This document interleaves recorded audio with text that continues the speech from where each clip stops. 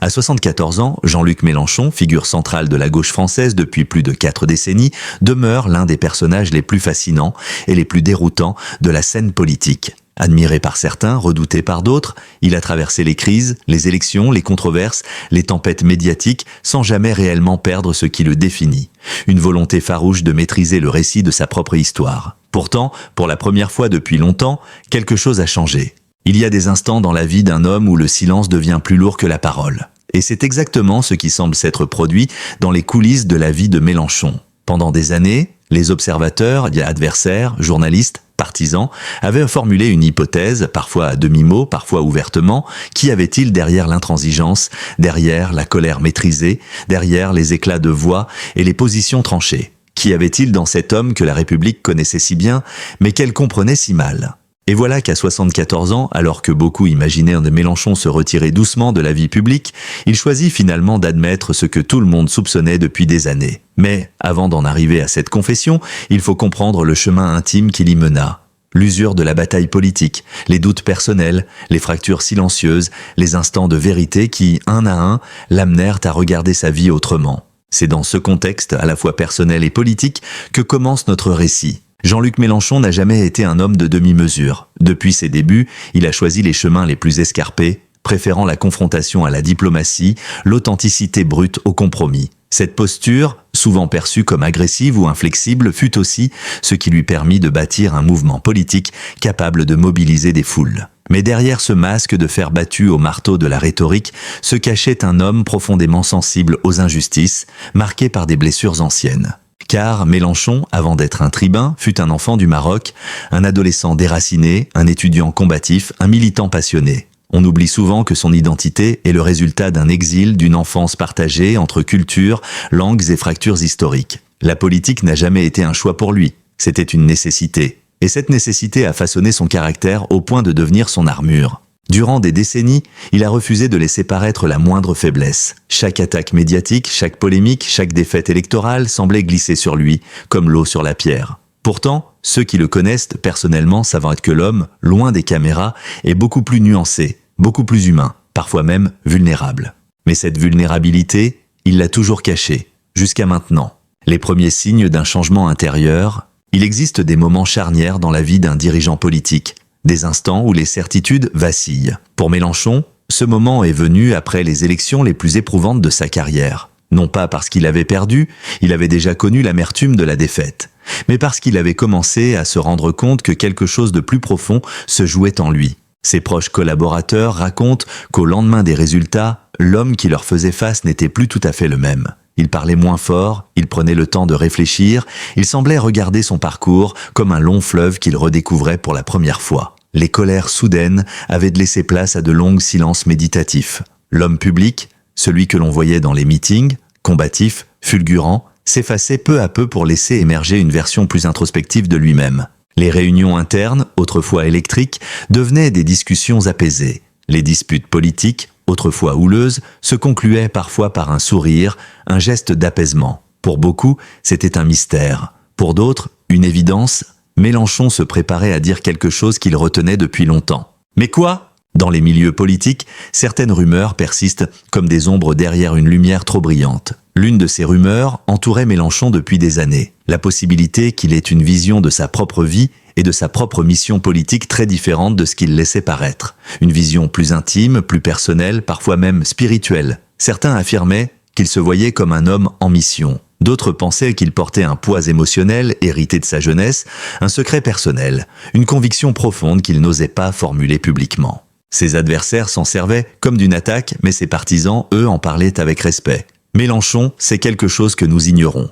À mesure qu'il vieillissait, cette idée s'est intensifiée. Après chaque apparition publique, après chaque interview, un murmure courait dans les couloirs du pouvoir.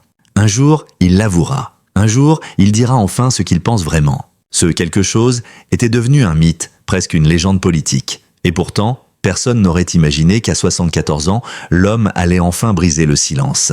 C'est durant un hiver particulièrement froid que le tournant s'est produit. Mélenchon, moins présent dans les médias, s'était retiré dans un silence épais. Ses proches rapportent qu'il lisait beaucoup, qu'il écrivait, qu'il réfléchissait. Certains parlaient même d'un journal personnel qu'il n'avait jamais tenu jusque-là. Pour un homme de sa trempe, tenir un journal intime était presque un aveu en soi. L'aveu d'une introspection profonde. C'est à cette période qu'il aurait confié pour la première fois à un ami très proche « Je crois que je dois dire ce que je n'ai jamais dit ». Une phrase simple mais lourde de sens. Personne n'en sut davantage. Mais cette phrase confirma ce que beaucoup soupçonnaient. Mélenchon se préparait à révéler quelque chose de fondamental, quelque chose que lui seul portait depuis des années. On sous-estime souvent le poids psychologique de la politique.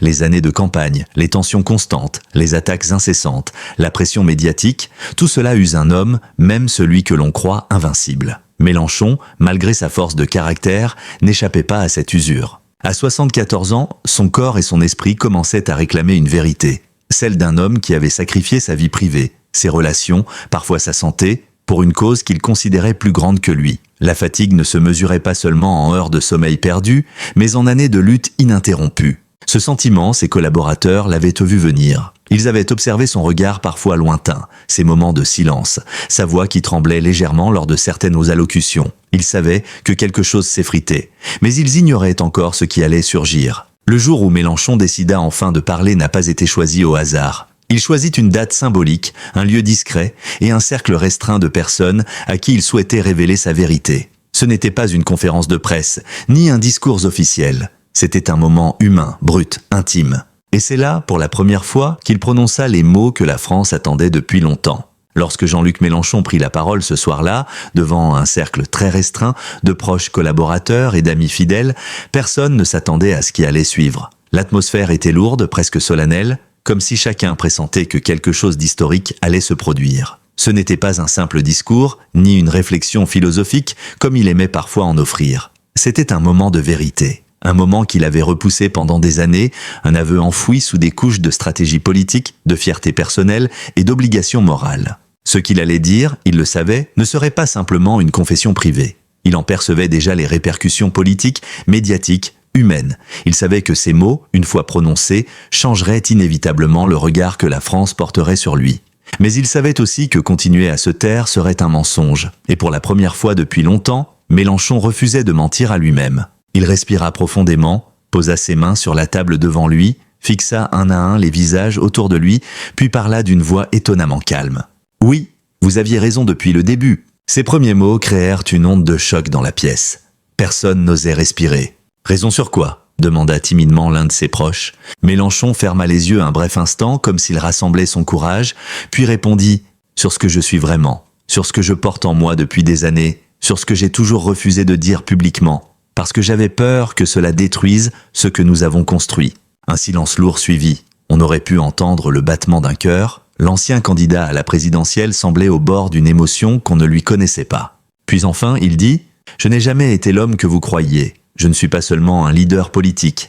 Je suis un homme profondément blessé par son histoire personnelle. Et j'ai passé 50 ans à cacher une vérité intime que tout le monde soupçonnait, mais que je refusais de prononcer. » Pendant des années, les observateurs avaient échafaudé des hypothèses sur l'origine de la combativité presque agressive de Mélenchon. Son enfance ballottée entre deux pays, son sentiment de déracinement, sa relation complexe à l'autorité, sa quête obsessionnelle de justice sociale. Mais personne n'avait jamais pu déterminer avec certitude la source exacte de cette fureur, de cette douleur invisible. Et pourtant, ce soir-là, Mélenchon mit des mots simples sur ce que tant avaient deviné sans jamais le comprendre. « Je porte en moi une peur immense, celle de ne jamais être à la hauteur des gens que j'aime. » Ce fut comme un coup de massue pour ceux qui l'entendaient. Un homme qui avait tenu tête à Macron, qui avait défié les institutions, qui avait affronté des tempêtes médiatiques d'une violence sans précédent, avouait être rongé par la peur de décevoir. Il poursuivit. « Depuis mon adolescence, je me suis convaincu que la seule manière d'être aimé était de me battre, de prouver,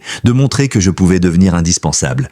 Tout mon combat politique, toute ma colère publique, toutes mes batailles médiatiques, tout cela venait de cette blessure. » Ses proches restèrent figés, incapables de prononcer un mot. Certains baissèrent les yeux, d'autres l'observaient, sidérés par la vulnérabilité d'un homme qu'ils avaient toujours considéré comme invincible. Mélenchon se leva et fit quelques pas dans la pièce, comme s'il ne supportait plus le poids de ce qu'il venait d'avouer. Il parlait maintenant avec une intensité différente, débarrassé de l'artifice politique, presque nu. « J'ai passé ma vie à jouer un rôle. Ce rôle, je l'ai fait mien, mais il n'était pas moi. J'ai été l'homme de la colère parce que je pensais que c'était la seule manière d'exister, la seule manière de masquer mes failles.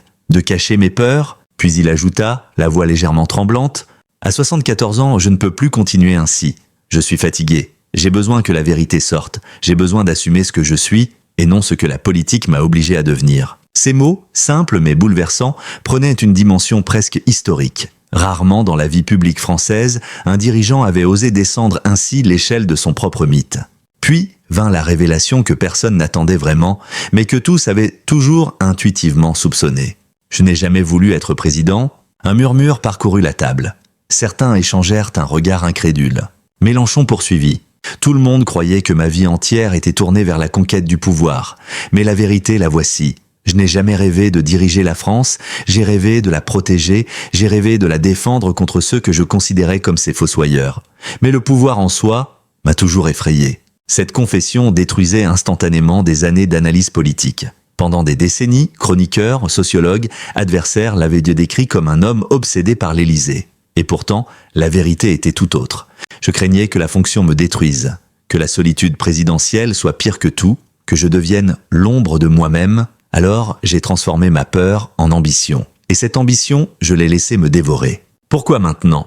L'un des collaborateurs finit par trouver la force de lui poser la question. « Jean-Luc, pourquoi dire tout cela maintenant ? Pourquoi à 74 ans ?»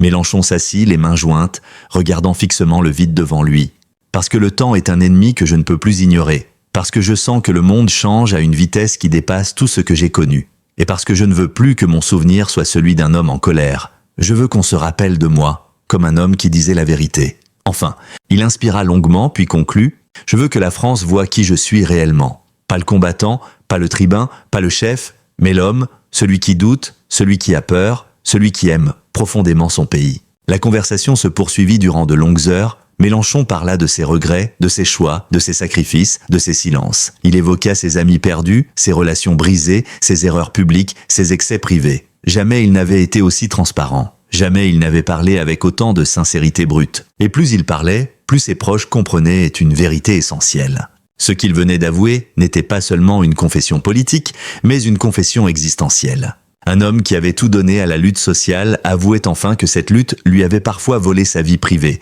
sa tranquillité, sa paix intérieure. La France n'est pas encore prête, mais elle va devoir entendre. Ce soir-là, Mélenchon conclut sa confession par un avertissement. « Ce que je viens de dire ici, je vais bientôt le dire à la France entière, et je sais que cela va choquer, je sais que cela va diviser, mais je ne veux plus me taire, je ne peux plus. » Ses proches comprirent alors que ce moment intime n'était que le début d'un séisme politique. Car ce que Mélenchon s'apprêtait à révéler publiquement, ce qu'il allait enfin assumer devant le pays tout entier, allait remettre en question tout ce qu'on croyait savoir de lui.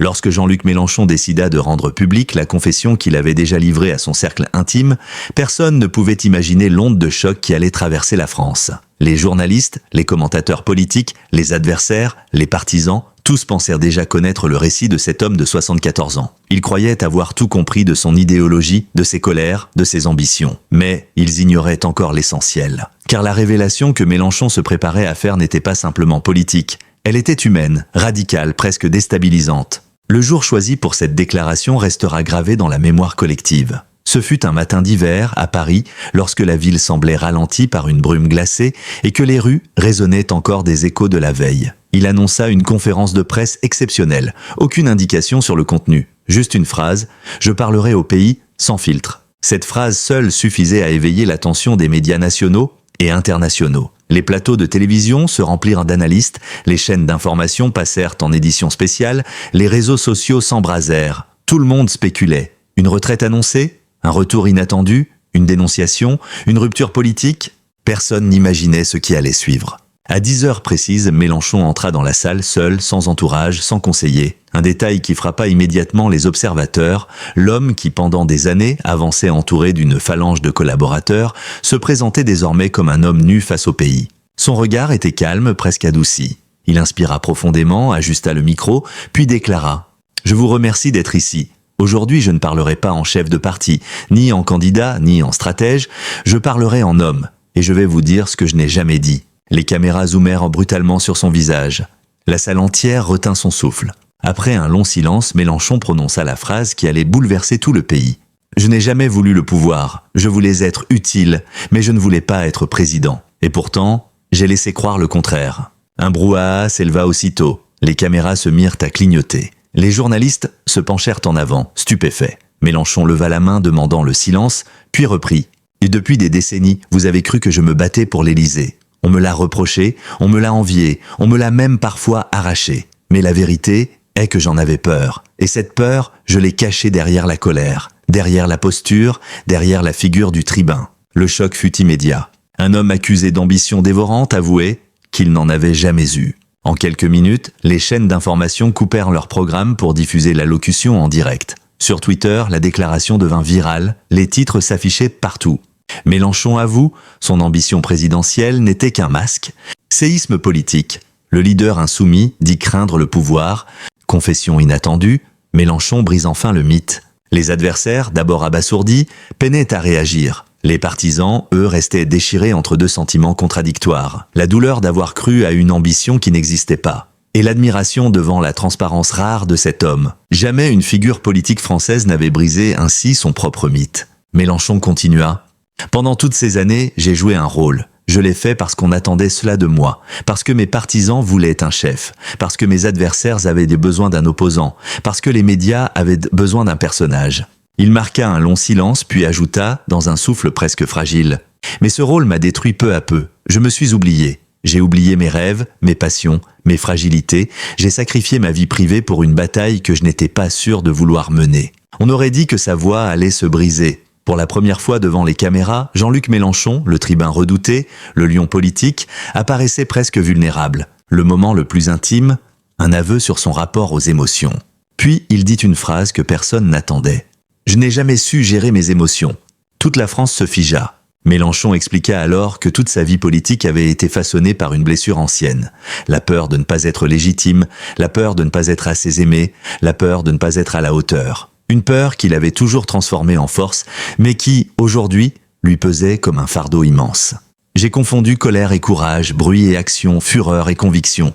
J'ai cru que pour être entendu, il fallait crier. Je me suis trompé. Cela dépassait largement le cadre politique, c'était presque une confession psychologique. Après près de 40 minutes de discours, Mélenchon aborda enfin la révélation centrale, celle que la France avait toujours soupçonnée, celle que les analystes chuchotaient depuis des années, celle que les opposants utilisaient parfois comme argument, celle que les médias évoquaient sans jamais parvenir à la prouver. Il déclara « J'ai été un homme rongé par la solitude. Toute ma vie, j'ai avancé avec l'idée que je devais me battre seul. Mais je ne veux plus vivre ainsi. » Une vague d'émotion traversa la salle.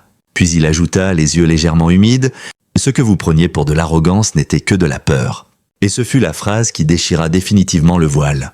Oui, vous aviez raison, je suis un homme profondément fragile et j'ai passé ma vie à cacher cette fragilité. Voilà ce que la France soupçonnait depuis des décennies. Voilà ce qu'il n'avait jamais admis, voilà ce qu'il révélait enfin. La conférence se termina dans un silence étrange. Pas un silence de mépris, ni d'incompréhension, mais un silence d'impact. Celui qui suit les vérités trop lourdes pour être immédiatement digérées. En quelques heures, les plateaux de télévision se remplirent de psychologues, d'historiens, d'anciens ministres. Certains saluèrent une honnêteté rare dans la politique moderne. D'autres y virent une stratégie émotionnelle ou un calcul. Mais la majorité reconnut que l'homme avait parlé avec une sincérité inhabituelle. Dans les rues, les cafés, les réseaux sociaux, on ne parlait que de cela. Les Français, même les plus éloignés de la politique, furent touchés. Car au-delà du personnage politique, c'était un homme qui venait de se mettre à nu. Un crépuscule ou un nouveau départ. Le soir même, Mélenchon apparut sur un balcon donnant sur la Seine. Seul, silencieux, son visage semblait plus léger, comme si une charge immense venait enfin de tomber. Lorsqu'un journaliste lui demanda « Que va-t-il se passer maintenant ?» Il répondit simplement « Maintenant, je vis, pour la première fois depuis très longtemps. » Il sourit, un sourire vrai, rare, presque apaisé. Puis il conclut « Et peut-être que cela aussi, c'est une forme de victoire. » Il existe des moments rares où un personnage public, après une vie entière consacrée à la lutte, accepte enfin de rompre avec l'image qu'il s'était construite. La confession de Jean-Luc Mélenchon ne fut pas seulement un événement politique. Elle fut un choc humain, un acte de vérité qui, d'une manière presque paradoxale, l'a rapproché du peuple qu'il avait passé sa vie à défendre. Dans les jours qui suivirent à cette déclaration, la France entière se retrouvait face à une réalité nouvelle. L'un des hommes les plus controversés de la vieille République venait de faire tomber son armure. Et cette chute volontaire, cette vulnérabilité assumée, forçait chacun à repenser le regard qu'il portait sur lui. Car au fond, que reste-t-il lorsqu'un mythe politique s'effrite ? Parfois, il reste l'essentiel, l'homme. Et cet homme, ce Jean-Luc Mélenchon de 74 ans, qui avait affronté les tribunes, les accusations, les débats enflammés, les campagnes interminables et les échecs cuisants, apparaissait désormais comme quelqu'un que beaucoup croyaient connaître, mais qu'ils n'avaient jamais vraiment compris. Ses adversaires, habituellement si prompts à attaquer, furent pour la première fois déstabilisés. Comment critiquer un homme qui assume enfin ses failles ? Comment attaquer un adversaire qui ne se présente plus comme un chef indestructible, mais comme un être humain habité par le doute, la peur, la fatigue et malgré tout, un amour profond pour son pays.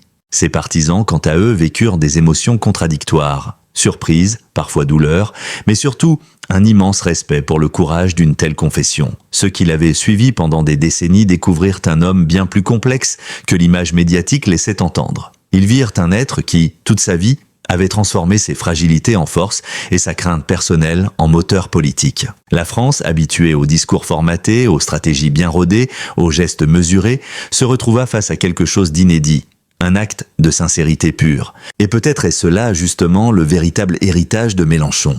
Car au-delà des batailles idéologiques, au-delà des mots qui divisent, au-delà des campagnes houleuses, sa confession restera comme un témoignage bouleversant sur le poids du pouvoir, sur la solitude qui accompagne les leaders et sur les vérités qu'ils cachent pour préserver une image, un mouvement, un idéal. Pour la première fois, Jean-Luc Mélenchon ne disait plus « je me bats », il disait « je suis humain ». Et dans ce simple aveu, il offrait au pays un miroir, une réflexion sur ce que nous exigeons de nos dirigeants. Force inébranlable, vision parfaite, endurance éternelle. Mais qui peut réellement vivre ainsi sans se briser ? Cette dernière apparition publique marqua un tournant. Non pas un adieu, mais une transformation. Mélenchon n'abandonnait pas son engagement, il réinventait sa manière d'être engagé. Il choisissait de se délester du poids d'un personnage devenu trop lourd à porter pour redevenir l'homme qu'il était avant la tempête politique. Un penseur, un militant, un citoyen. La France assista alors à un phénomène étrange. Au lieu de s'éloigner de lui, beaucoup se sentirent soudain plus proches. Comme si cette fragilité dévoilée avait créé un pont inattendu entre lui et ceux qui l'avaient plus souvent jugé trop dur, trop sévère, trop explosif. La vérité parfois rapproche plus sûrement que le discours. Et tandis que les caméras s'éteignaient, que les studios démontraient les mêmes images en boucle, que les réseaux sociaux se déchaînaient en analyse, une certitude émergeait. Jean-Luc Mélenchon venait de signer la page la plus humaine de sa carrière. Une page qui ne parlait plus de programme, ni de stratégie, ni d'objectifs électoraux. Une page qui parlait de vie, de blessures, de maturité, de lucidité. Une page qui restera peut-être dans l'histoire, non pas comme la fin d'un combat politique, mais comme le début d'un récit nouveau. Un récit centré sur l'honnêteté émotionnelle, la réconciliation intérieure et la volonté de dire enfin ce qui avait été tu pendant des décennies. À 74 ans, au moment où la plupart imaginent le repos, Jean-Luc Mélenchon venait au contraire de poser la pierre fondatrice d'un héritage inédit. Celui d'un homme qui, après avoir crié toute sa vie, accepte enfin de parler doucement. Ce n'était pas un renoncement, c'était une renaissance. Et peut-être que la France, surprise, mais émue, n'attendait que cela. Si vous êtes arrivé jusqu'ici, c'est que vous appréciez les enquêtes longues, les analyses profondes, les récits humains qui vont au-delà des titres superficiels. Vous aimez comprendre les personnalités publiques, décoder les vérités cachées, explorer les coulisses du pouvoir, de la célébrité, de l'âme humaine. Alors, ne partez pas sans rejoindre notre communauté. Abonnez-vous à notre chaîne pour ne manquer aucune enquête exclusive, aucun récit approfondi, aucune analyse rare. Activez la cloche pour être averti dès qu'un nouvel épisode sort. Laissez un commentaire, votre avis compte, vos questions inspirent nos prochaines enquêtes. Partagez la vidéo avec ceux qui aiment la politique, les histoires vraies ou simplement les récits forts qui touchent le cœur. Nous construisons une chaîne fondée sur la vérité, l'émotion, la recherche rigoureuse et la passion du journalisme narratif. Et vous en êtes une partie essentielle. Merci de votre soutien, merci de votre fidélité et à très bientôt pour une nouvelle enquête qui changera votre regard sur le monde.